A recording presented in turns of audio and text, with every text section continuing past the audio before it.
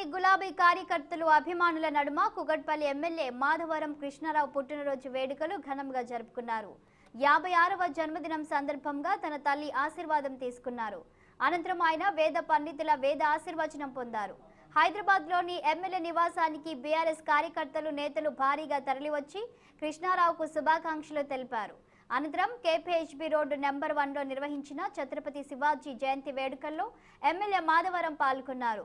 దేశం కోసం పోరాడిన యోధుడు ఛత్రపతి శివాజీ పుట్టినరోజున తన పుట్టినరోజు కావడం చాలా సంతోషంగా ఉందని మాధవరం కృష్ణారావు వ్యాఖ్యానించారు.